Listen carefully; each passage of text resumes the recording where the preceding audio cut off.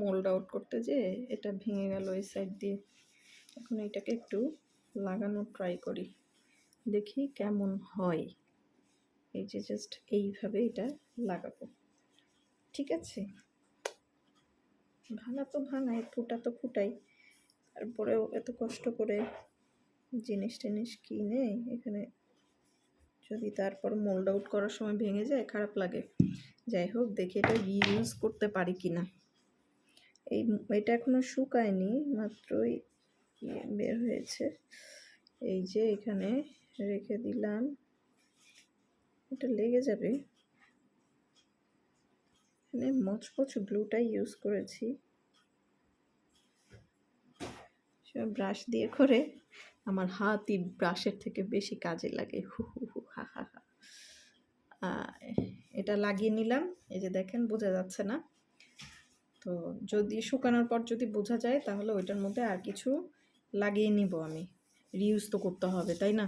ফেলে দিতে তো পারি না। তারপরে এই যে আর এটা, এই যে জুয়েলারি বক্সের উপরের মাথাটা, হি হি হি হি, এত আস্তে আস্তে করলাম তারপরেও ভেঙে গেল।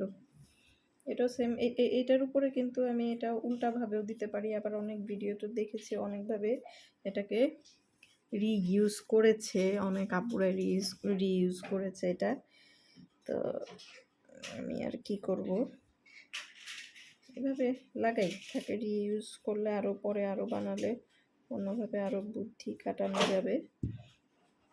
এখন আমার মাথায় কোনো বুদ্ধি নেই, এখন এই গামটা দিয়ে আমি আপাতত লাগিয়ে ফেলি, দেখা যাক এরপরে কি হয়। এই তো একটু চাপ দিয়ে লাগিয়ে দিলাম। এটার ভাঙাটা কিন্তু বোঝা যাচ্ছে। এইখানে আমাকে আরও বিশেষ কিছু করতে হবে। এটা কিন্তু লেগে যাবে, কিন্তু ফাটাটা কিন্তু থেকে যাবে। ভাঙলে যেরকম থাকে না, ফাটা থাকে, সেটা থেকে যাবে।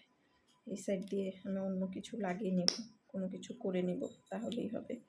বা এখান দিয়ে একটা বো দিয়ে দিলাম, ফিতা দিয়ে আটকে দিলাম, তাই না? তাহলে খুব ভালো লাগবে। যাক, এগুলো শুকাক। এই যে এই দুইটা ভাঙ্গা জিনিসকে একটু মানুষ করার ট্রাই করলাম।